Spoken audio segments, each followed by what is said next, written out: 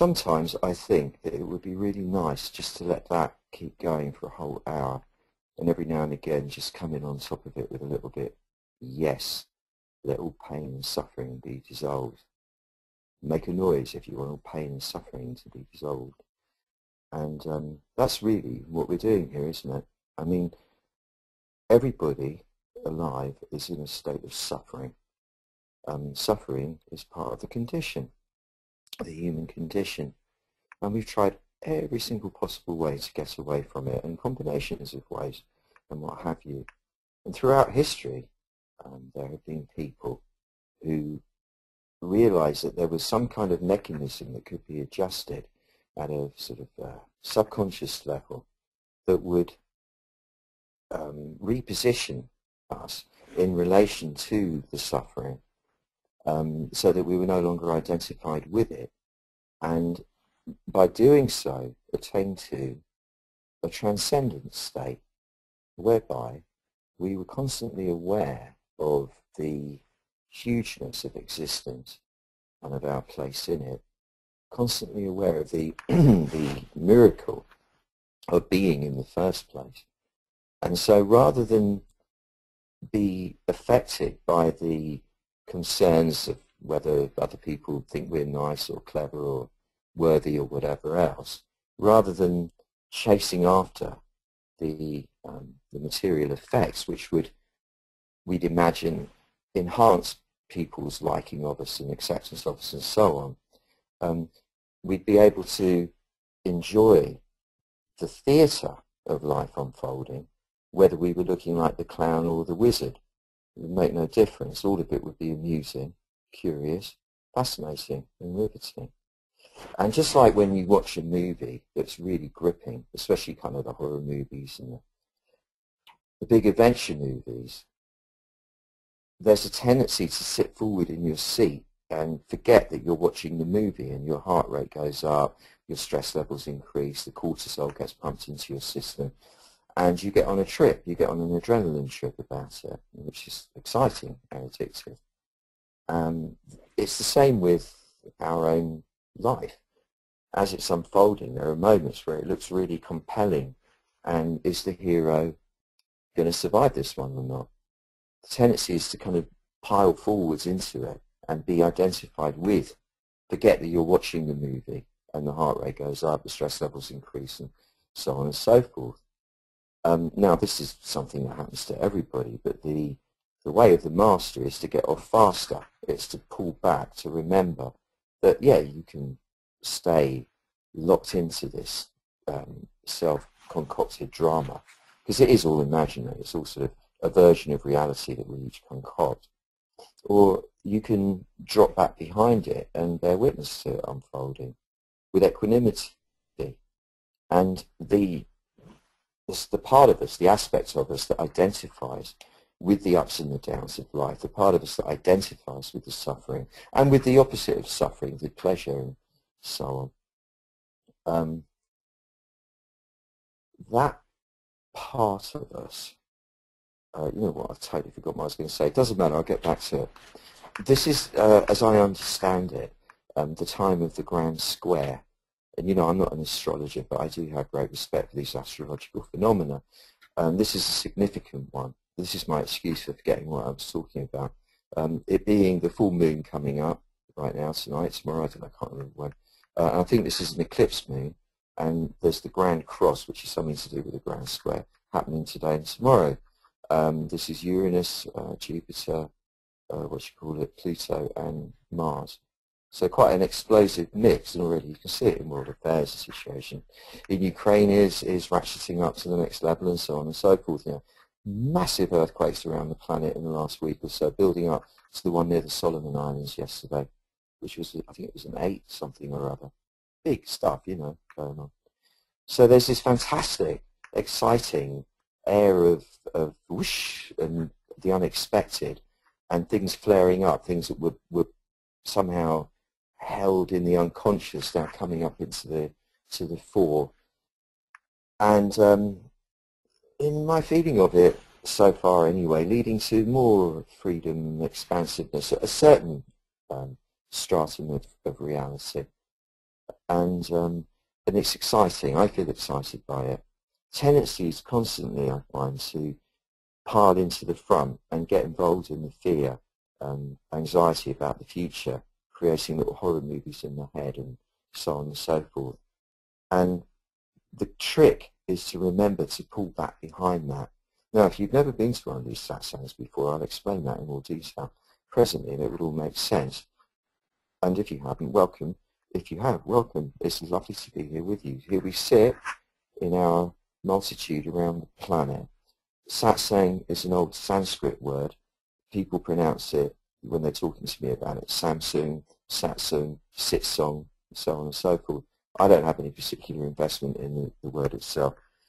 It's not a Taoist word. It doesn't fit the brand, but Satsang is the old Sanskrit word for us coming together and sitting in our authenticity, not showing off, not parading, not having to be clever in front of each other, dropping the personality altogether, dropping that aspect that needs to prove something or be validated by others, and just be our naked souls sitting together. And I see us, when I get this image, somehow like in a circle. Obviously we're not in a circle. We are in pretty much every time zone. But like angels, I always see us like large, huge angels sitting in a big circle all the way around the planet. Now, the motivation for doing a satsang, or doing anything, this is now Taoist tradition. When you're about to do a practice, a form, Tai Chi form, a meditation, whatever it is you're going to do, you ask yourself, what's my motivation here? Why am I doing this? And for me, I would say that my motivation is, well, it's manifold. Partly it's a desire to contribute something of value to enhance the general atmosphere as in the little way that I can, to make it more beautiful for my brothers and my sisters, because I see us all as a big human family.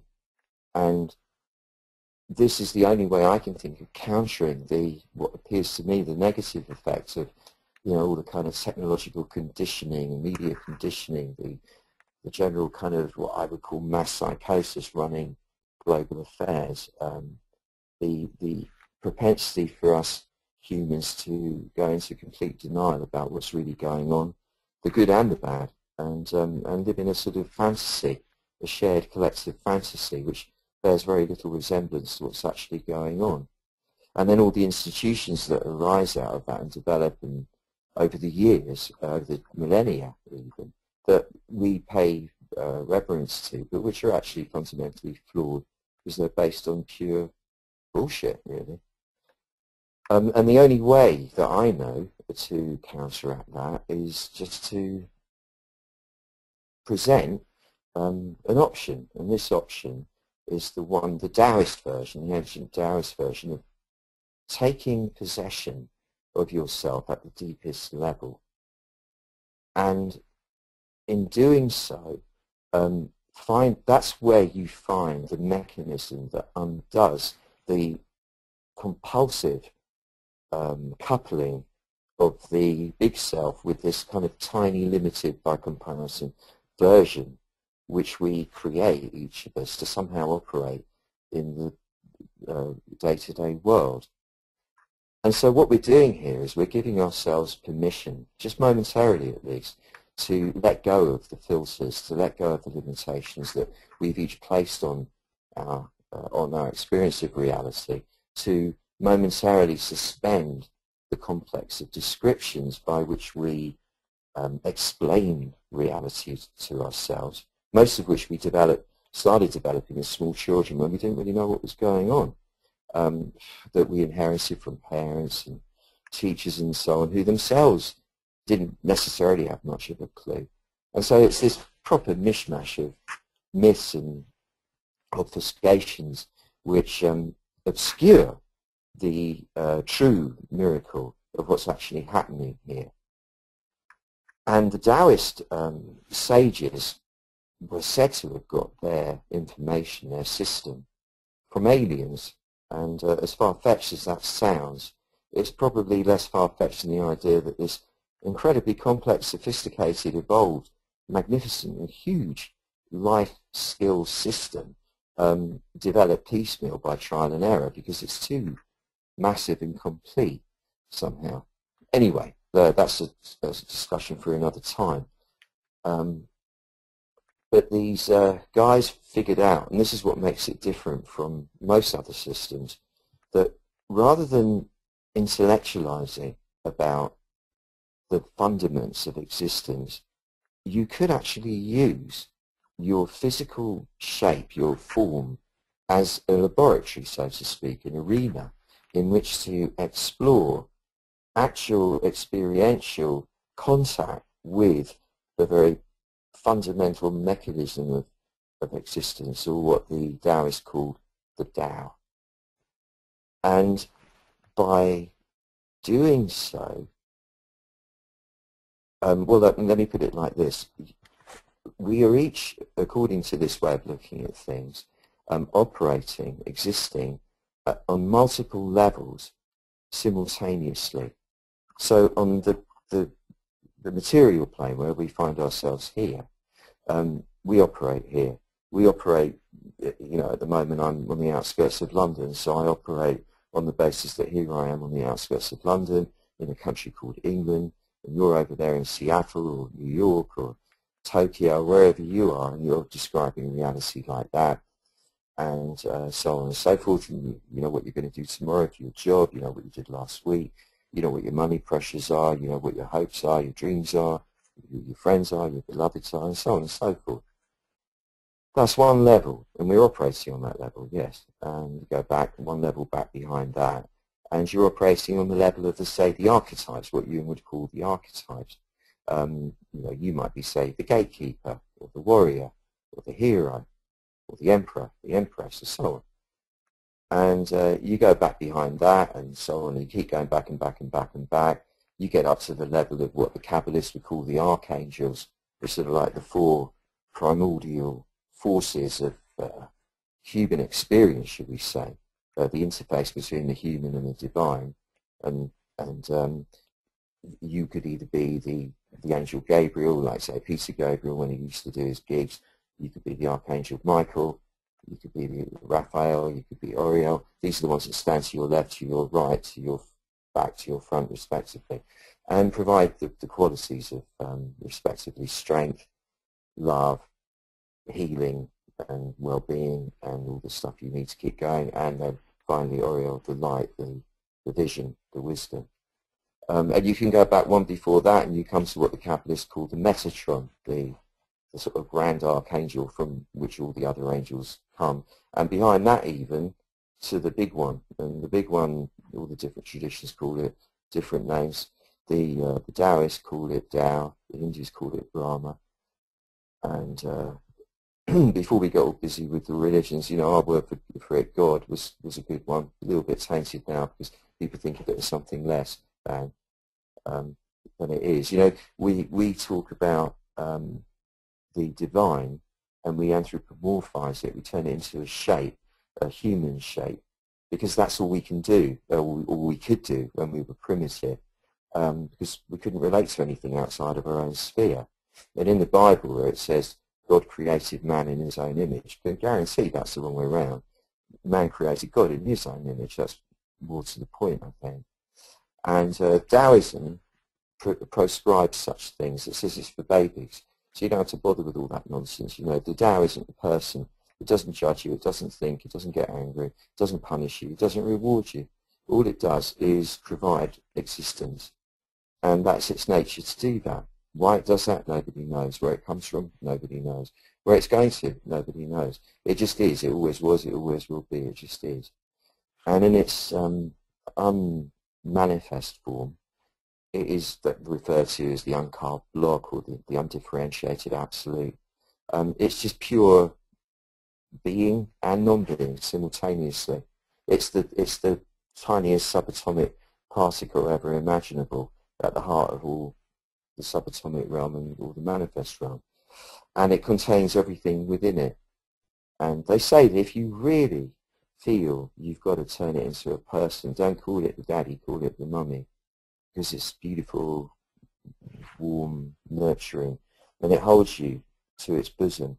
So there's a sense of it being on the lateral plane, not linear necessarily, not only linear.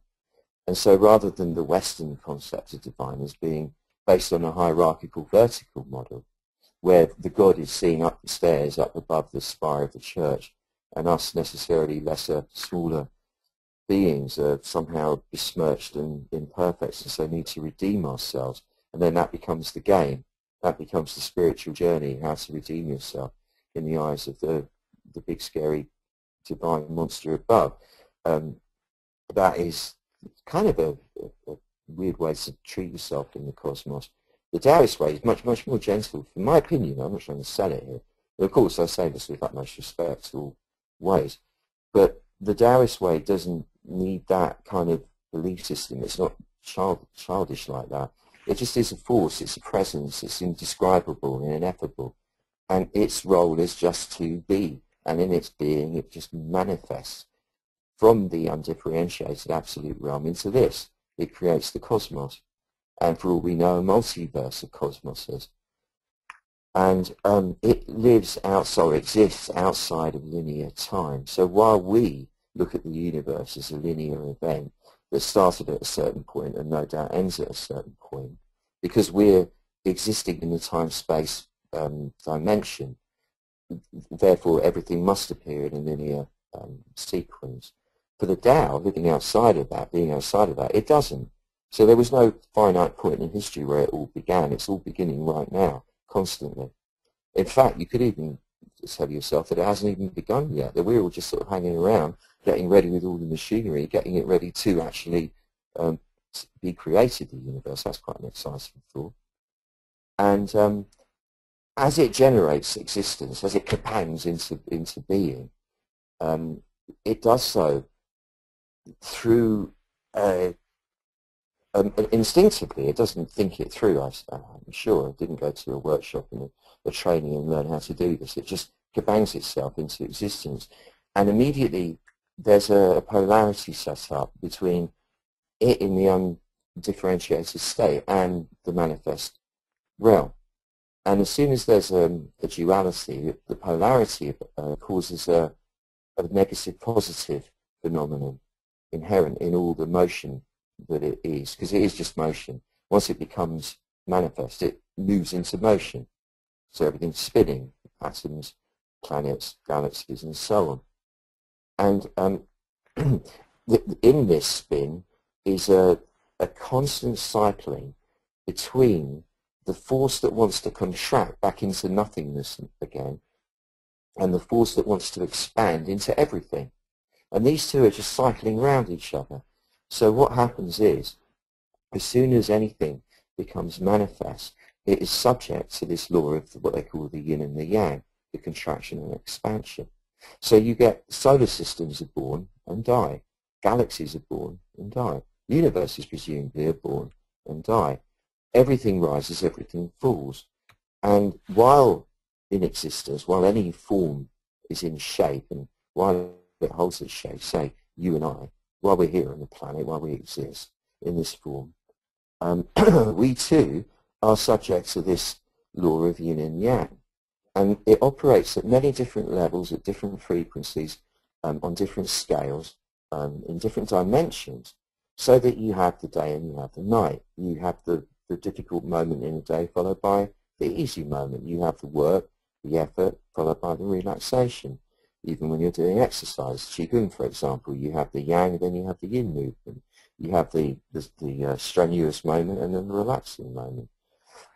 In your affairs, you have times of challenge, followed by a time of success and achievement, followed by a time of challenge, followed by a time of success, and it rolls round and round and round and round. And you have what some people call good things happening to you, and you have bad things happening to you. You have, in other words, pleasant things and unpleasant things. You have moments of great physical joy, followed by moments of physical pain, and so on and so forth.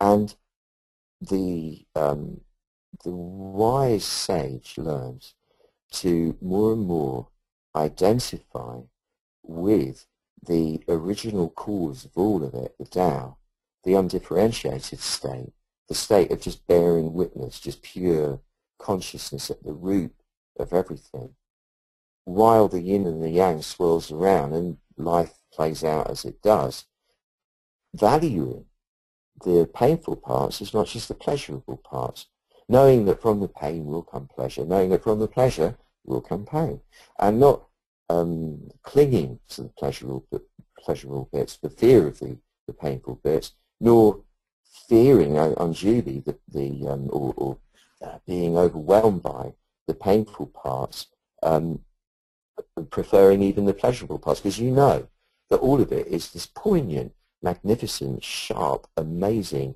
soft, hard, hot, cold, incredible play of light and sound and sensations.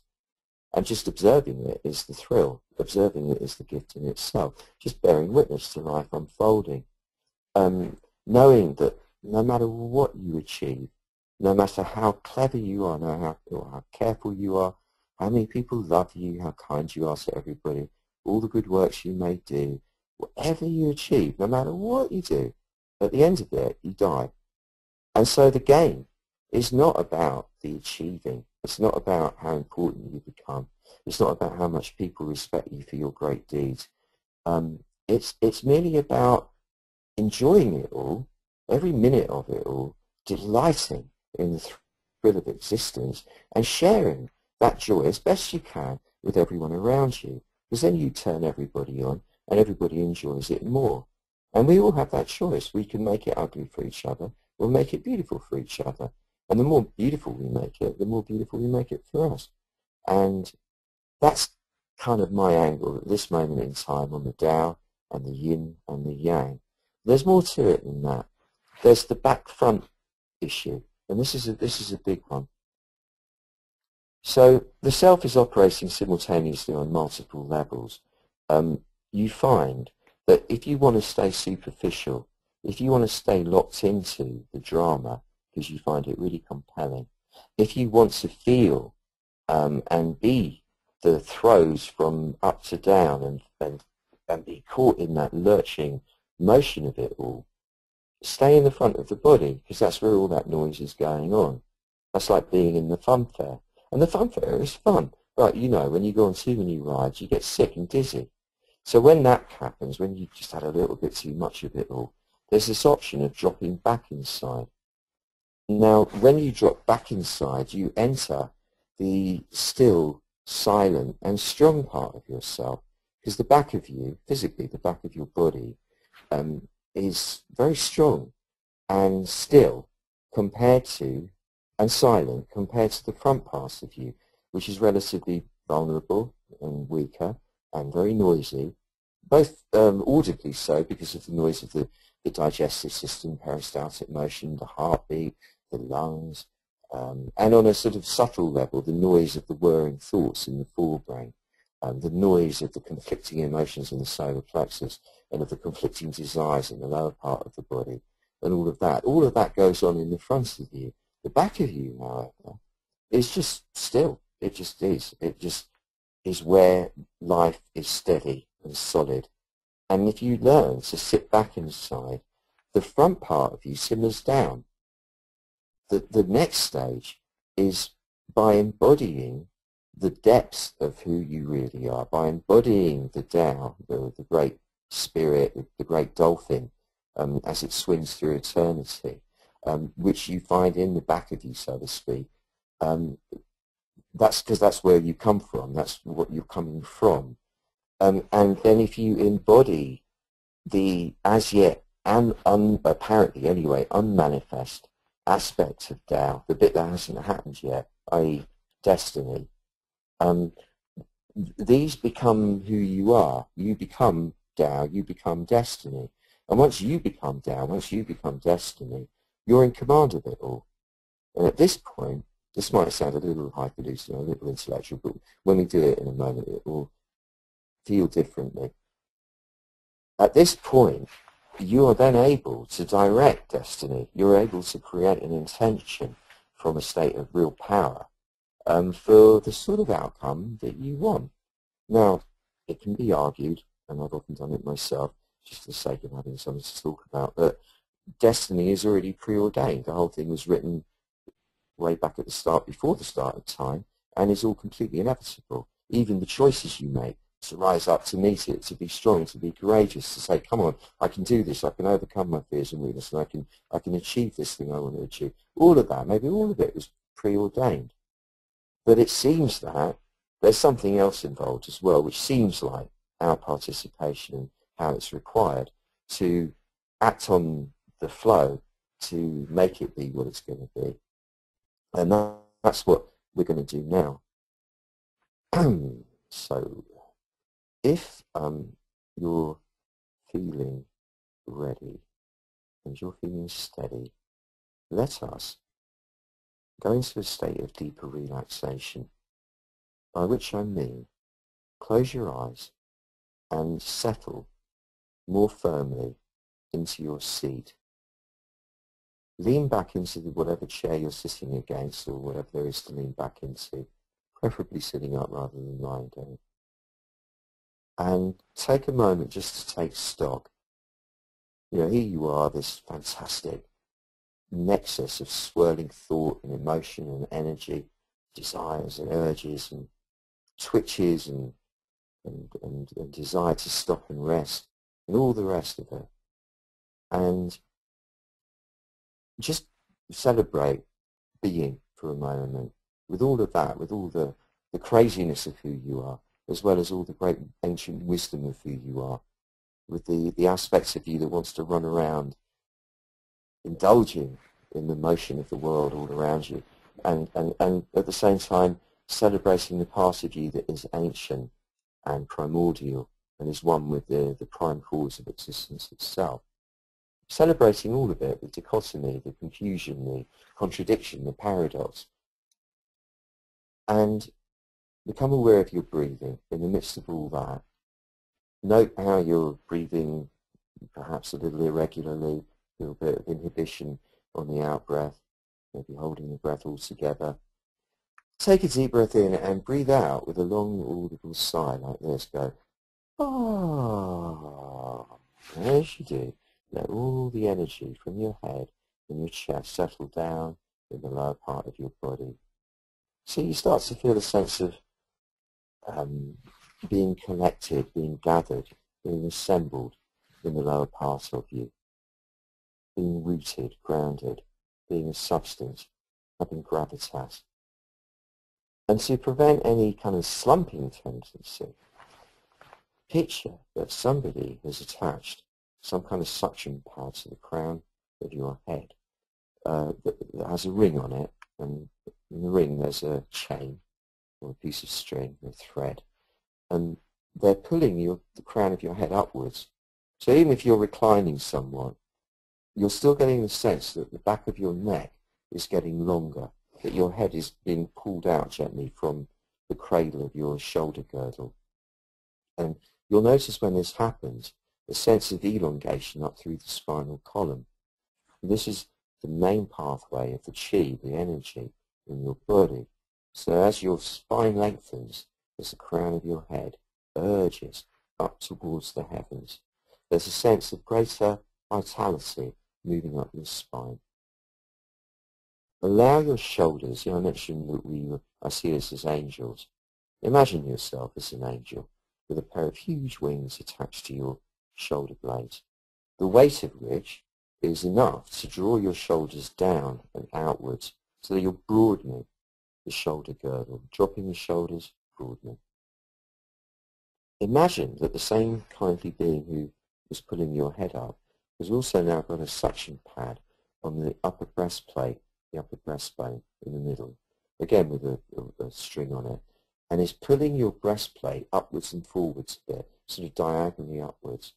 And that's giving you a subtle lift of regality, of being the queen or the king of your own realm. Let the breathing become slow and even and smooth and silent, and like silk being reeled from the cocoon. And notice that as this happens, the quality, the tone of your mind becomes soft and silken and smooth and silent likewise.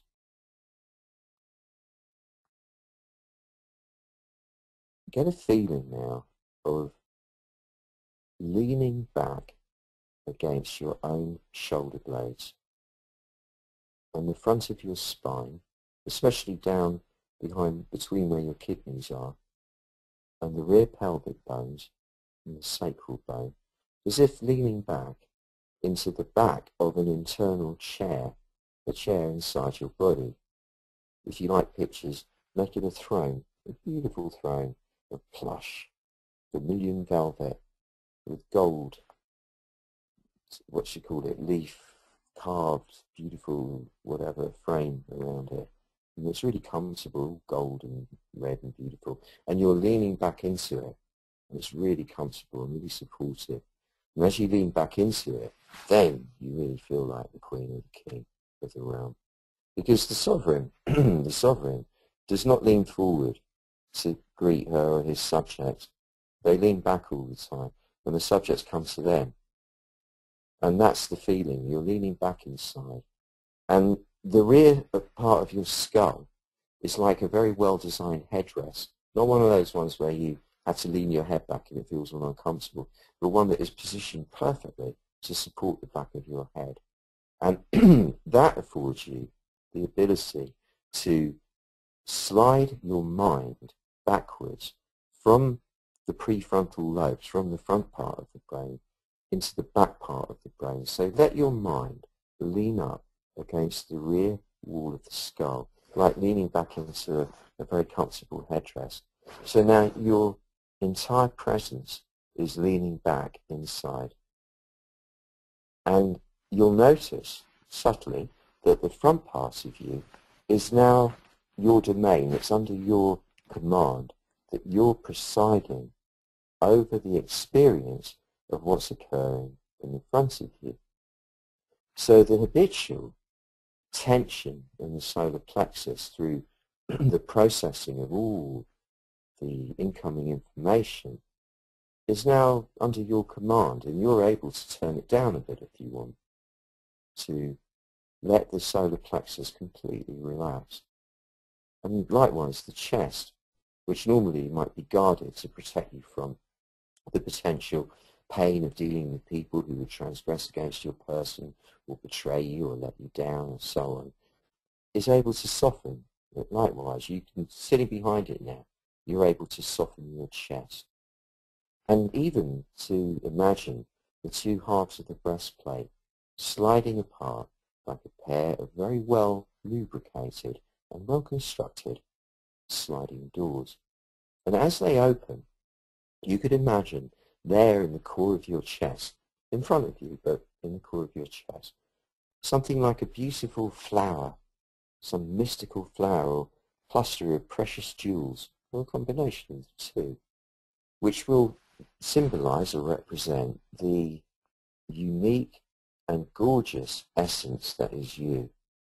That each of us is made manifest by the Tao as a vehicle, a host body for it to take possession of, if you like, at the point of conception and experience itself through us.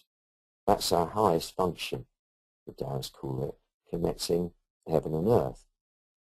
That's what we're here for as our highest function, is to be this vehicle, this container for the Tao to experience itself through us. And it does so in a particular, unique way in each of us. Nobody has the same fingerprints. Nobody has the same unique essence. And it's this essence that you were born with, that as a newborn baby, your mother, your father, whoever present would go, oh, isn't she or he so beautiful? So beautiful. Look at that gorgeous, gorgeous little baby. And that's who you still are. And that essence, that beautiful essence, is still exactly pure and as it was there inside your heart. And with the two halves of the breastplate opened up, so to speak, this essence of yours, this unique gift for the world, is now free to radiate. And this is the magical, alchemical agent which causes all the miracles that you want, all those quantum jumps in the flow of events that provide all the opportunities, that bring you all the joy and all the companionship and all the success and all the achievement and all the things in the world of the 10,000 things that will make your life feel worthwhile on the material plane. This is the alchemical agent which makes all that come to life, which makes it all happen. And it's also what makes the world feel beautiful. When the love flows, when it radiates freely out to all sentient beings, it naturally attracts the love of all sentient beings, whether on the sublime level or the blatant level, back towards you. And that, as you breathe in, is what feeds you, and as you breathe out, is how you feed the world, the continuum. And you'll notice that at the back of your head, where your mind is resting, gazing out into infinity, as if through the mouth of a cave, like you're a wee Buddha sitting at the back of a sacred cave, high up in the sacred mountains, gazing into infinity through the mouth of the cave, which would be where the bridge of your nose is, roughly. And there's no reason, there's no purpose, there's no point. It's just simply the natural thing to do, to gaze into infinity, whence comes the peace and serenity, the tranquility.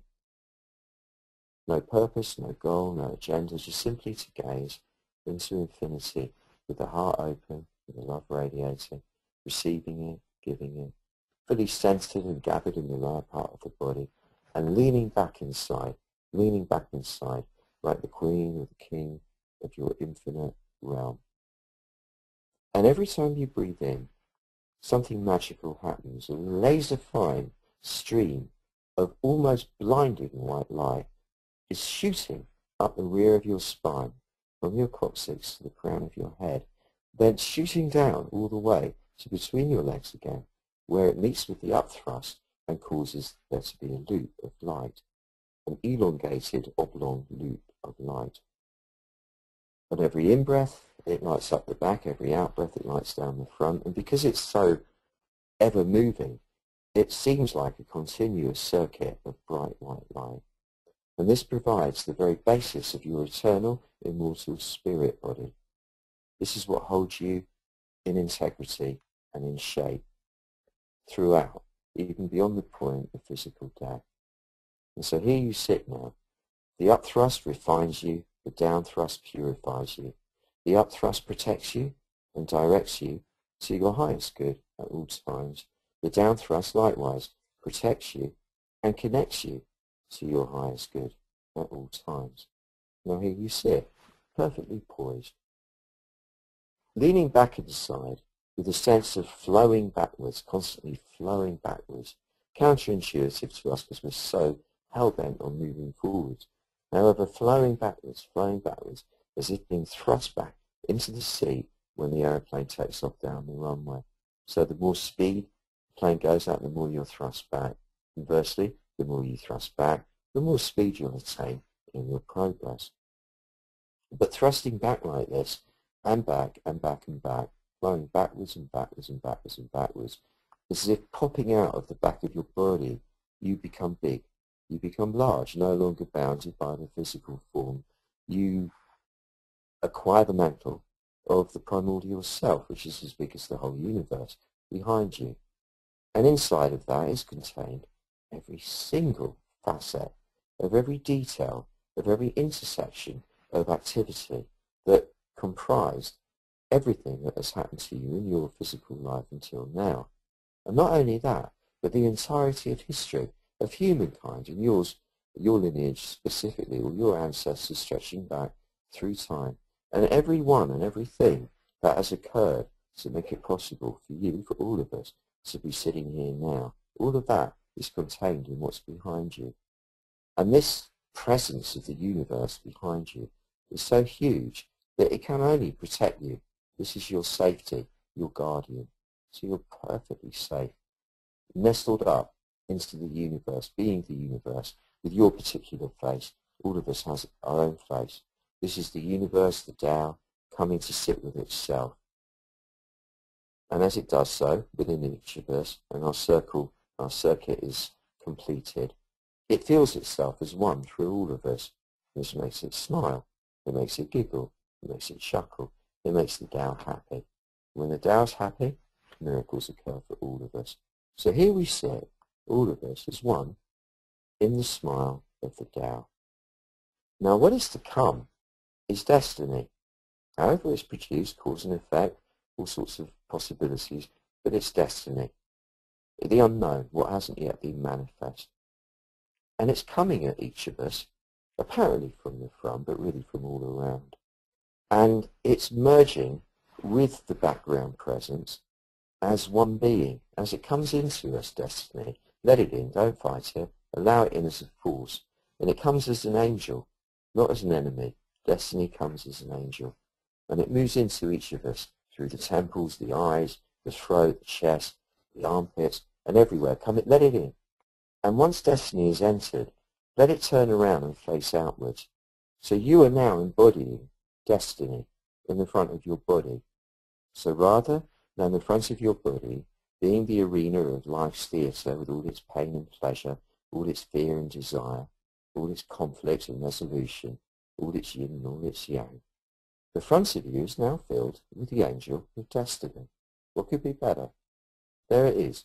You are now filled with the motive power of the great mystery itself. And you have the background presence behind you. And destiny, now that you are embodying it, is asking for you to direct it. The angel of destiny, backed up by the entirety of primordial existence and everything else behind, is asking for you to direct it. Where does it want to go? Where do you want it to go? To the festival of all angels. However that looks, however it shows up for you, to the place where we all join as one in this beautiful, accepting, all-embracing love.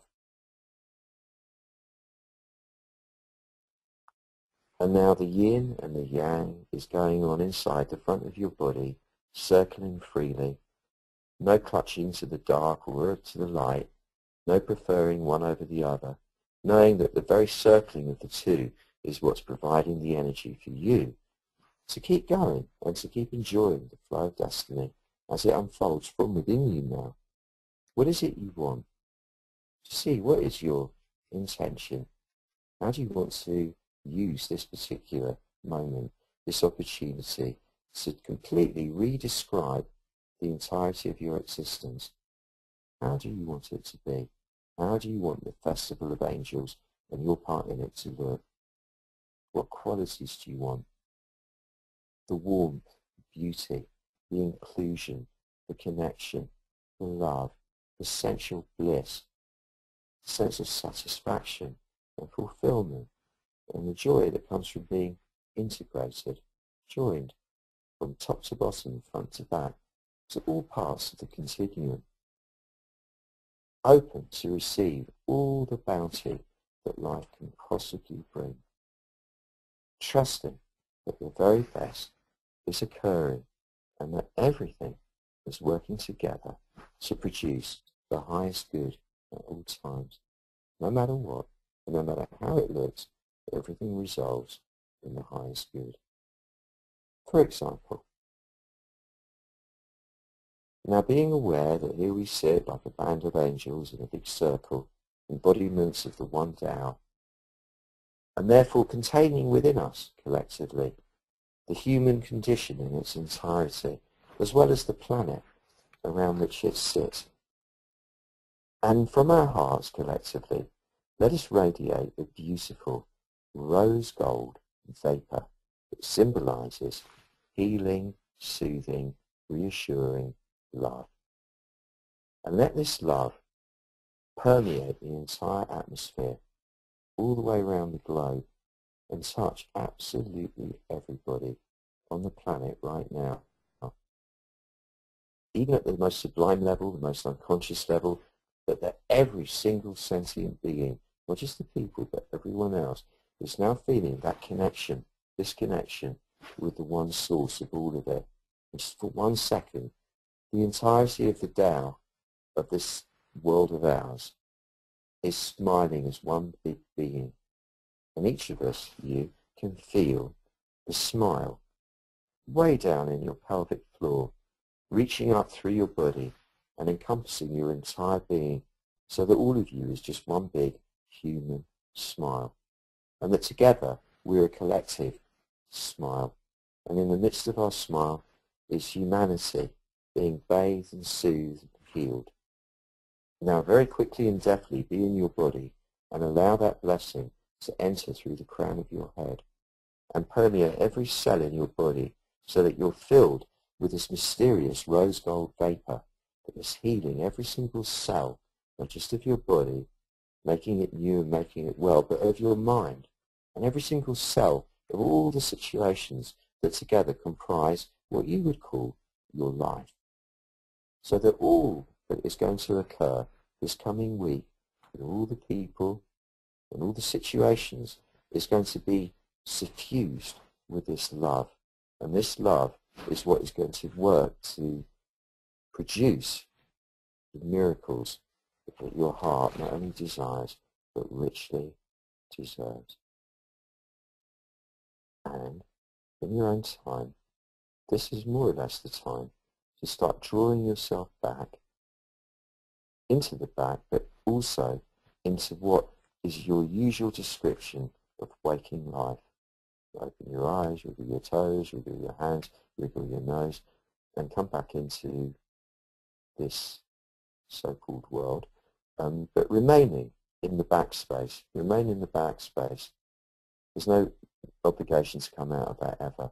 You stay there all the time. And so be fully in the world, but not of it.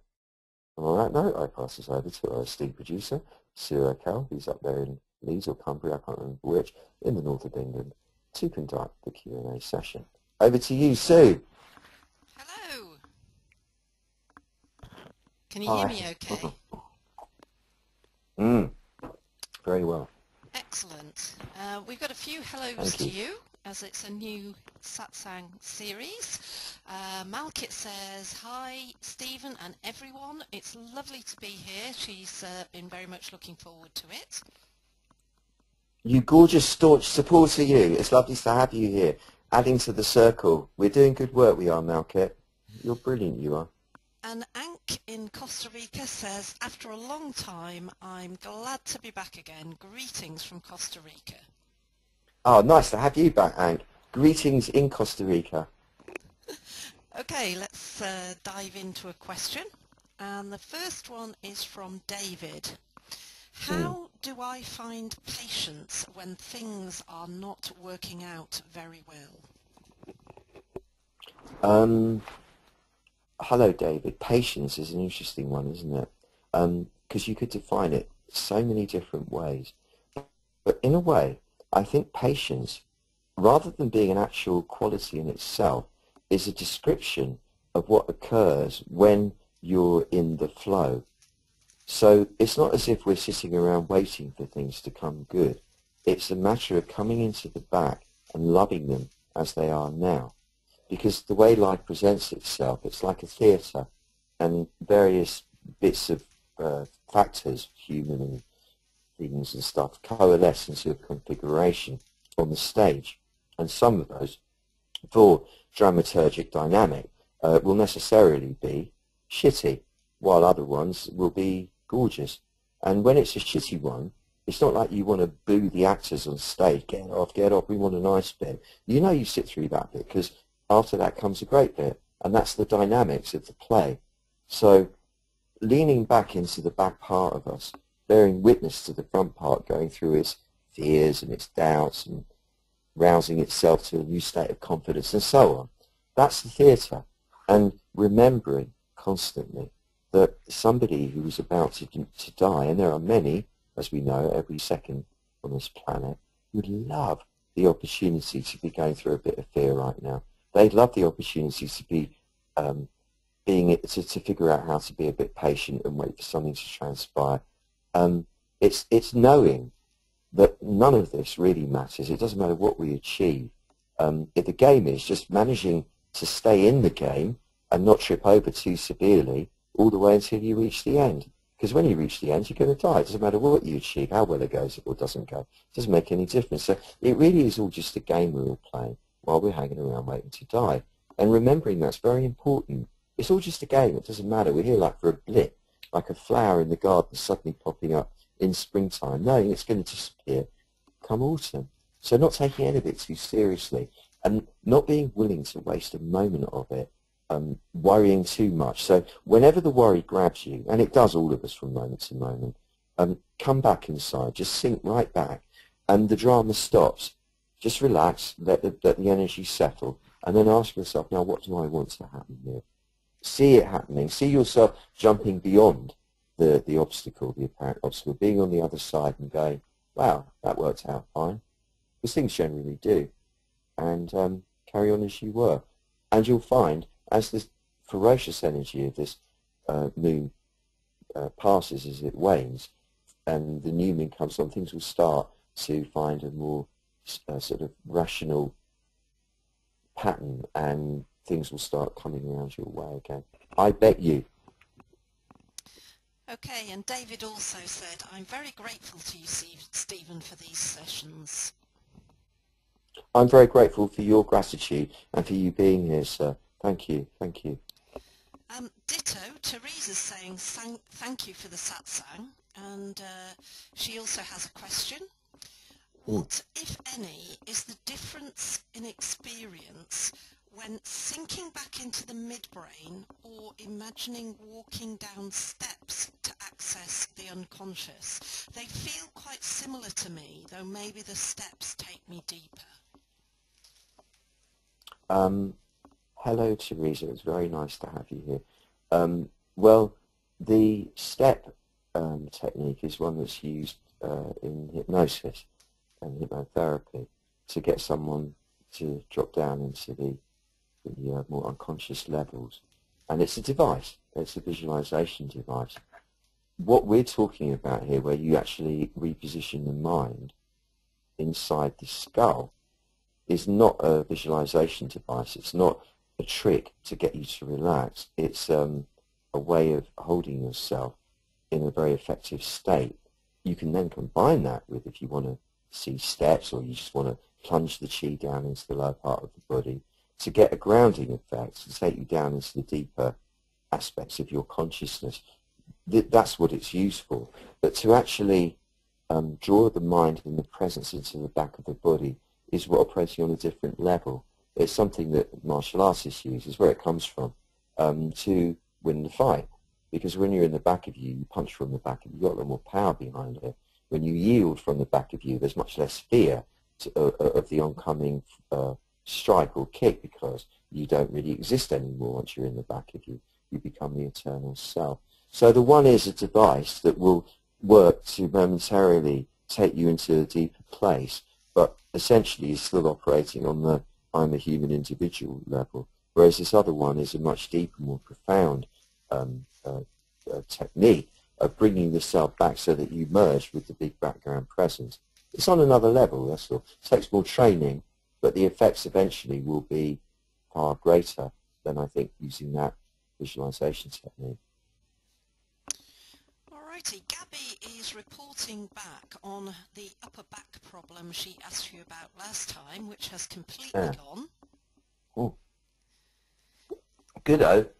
Is there more to it than that? Or? There is. Yeah. She says, I need this today as I've really hurt my lower back doing next to nothing and been feeling some frustration that her plans for the garden were minimised today. She says, as I feel it, the Tao has to show itself in dualities and dualities of dualities in order for us to begin to experience the light and shade of endless permutations and the intricacies of the endless spectrums dance to delight us into extremes of feeling, leading to unconditional love and realizing all is one. Thank you so much, as always, for all you do. You're welcome. Lovely poem. That's a lovely flight of words there. Most succinctly and eloquently and lyrically put. Yes, that's all I can say to that. Yes, it is so. All right. This is from Ross. Is there any energetic adaptation to help get the most out of the astrological alignment in service of the highest good.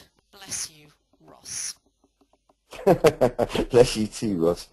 Over there in the United States, I think I don't know one, to be honest. I mean, I could make one up for you, or kind of like adapt one, but I can't. My mind's gone a bit blank. But what occurs to me instinctively when you said that was the one that for me is the one that I do. I start and end my own meditation with standing, with the feet together, fairly together, both facing forwards, knees not bent but not locked either, so very comfortable, with the arms in front of you in a round shape, as if holding a bale of cotton to your chest that you can't quite get your hands to meet around, and locking the arms into position, but softening all the muscles, and using the fact that your hands are out in front to enable you to lean back more inside your body, so they're a sort of counterbalance, and offering yourself as a channel for the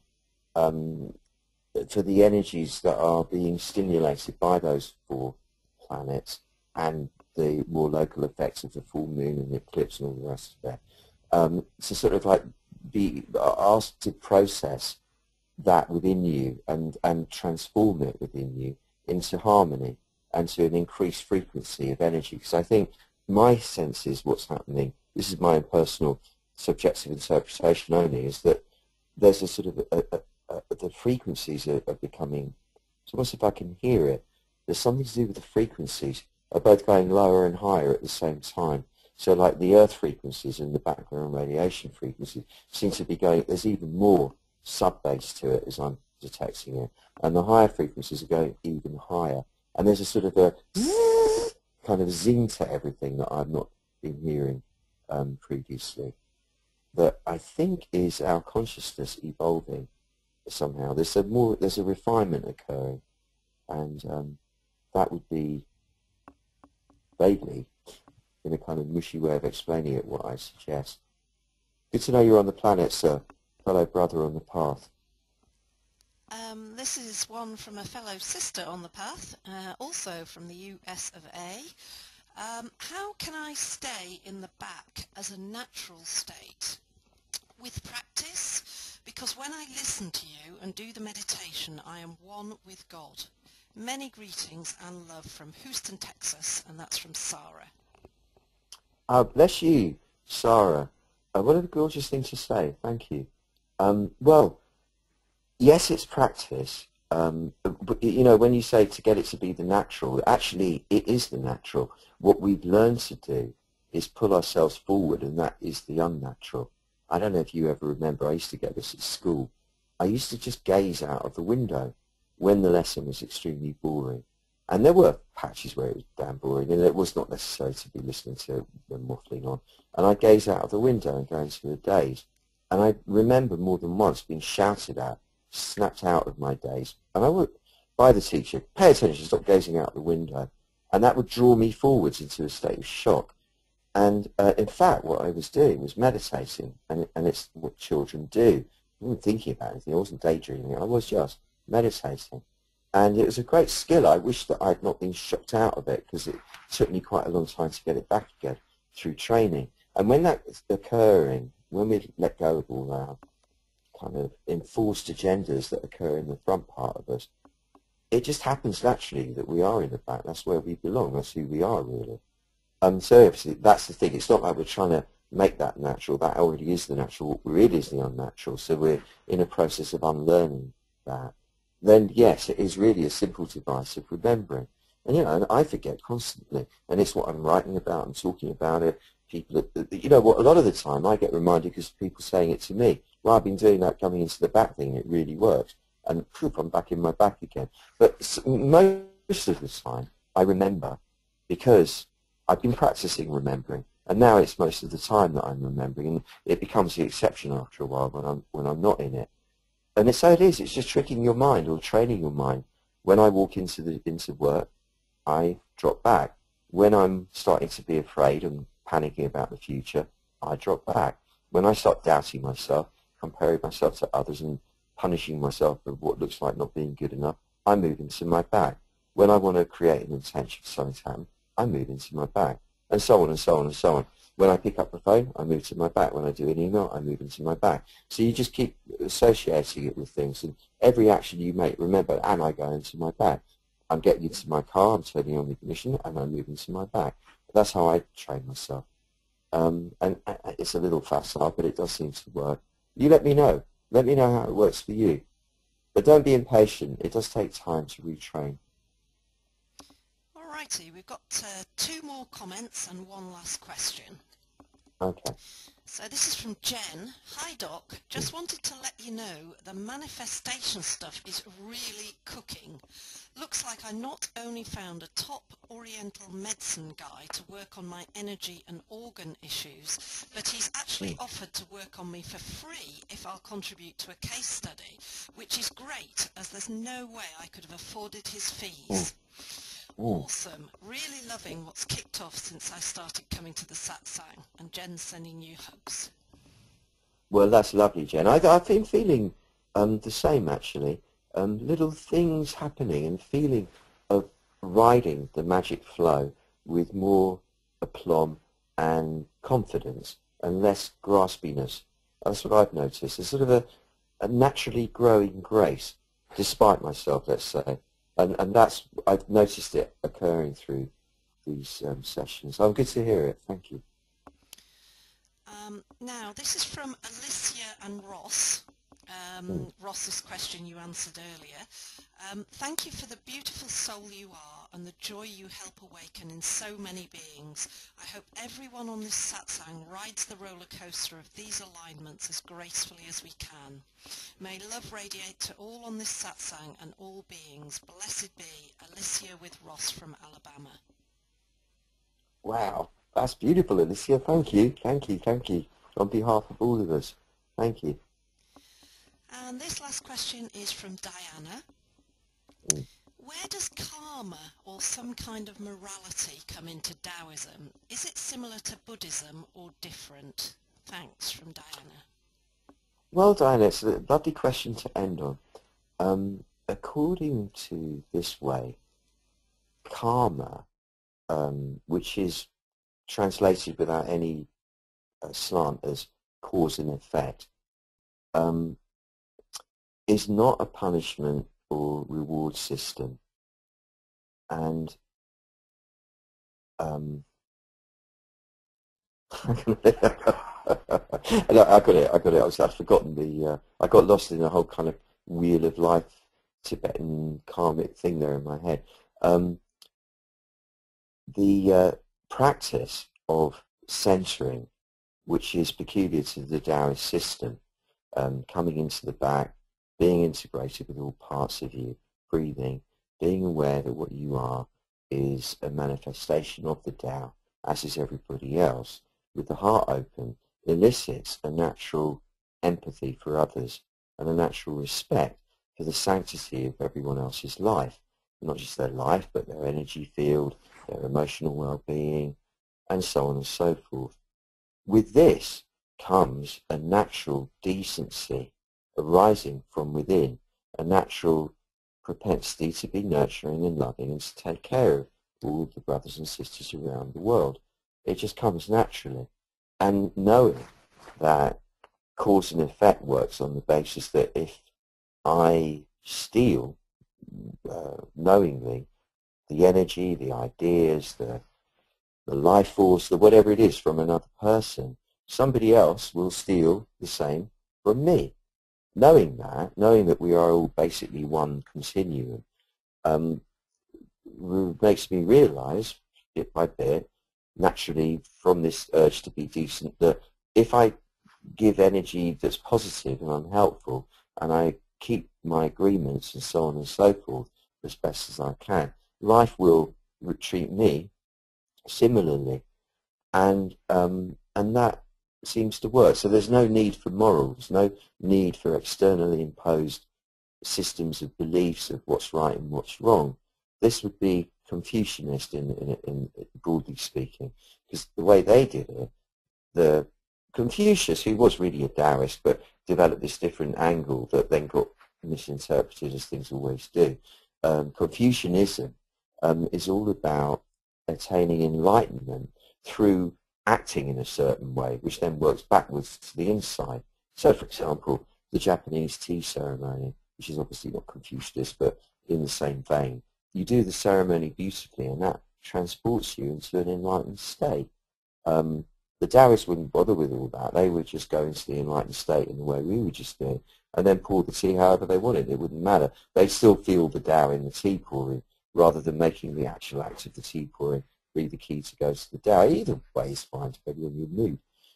The Buddhist way is different, only to the extent that they took the time to define and enumerate the various challenges and ways of overcoming those challenges in order to keep yourself flowing in an ethical state. So right living, it would be called. But again, it's never done from a moralistic point of view. The same as the Taoist, it would be an arising of an internal ethos that came naturally through the practice of compassion and knowing we're all one, and therefore not wanting to kill a fly, not because it's against the law to kill, but because you know that you don't want to take that life, because it's life, it's continuum. It's like smashing your own hand with a hammer. That's the sense of it. That once there's the awareness of the actual continuum of everybody and everything as being part of this one big being, you don't want to hurt yourself. You don't want to hurt yourself in the form of somebody or something else. So gradually, the tendency to even like throw bits of paper on the ground out the car window, it doesn't matter, no one's going to see that, even a tiny little bit, reduces. But not because you're trying to be good, not because you're obeying any rules, just because you know somebody's going to have to sweep that up. That's going to take energy. It's an act of disrespect, and I don't want to. I want to keep the Tao's hairstyle clean, i.e. the surface of the earth and whatever. You know, it comes from within rather than being forced on you from without. So generally, it's a lot more reliable, I'd say. But that's my own subjective opinion on it. Great question, though. And thank you, everybody. Thank you so much for being here. It's beautiful that we can join like this. I can't think of a better way, really. It's so convenient as well, isn't it? But bless all your hearts, every one of you here. And I wish each of you and all of us and everyone on the planet a week of untold miracles where we manage to override and flow with grace through this particular intense energy swirl that's occurring at the moment and come out the other side smiling broader and deeper and in a more chuffed way than ever before. Thank you so much, and bless you. And come next week. Bye-bye.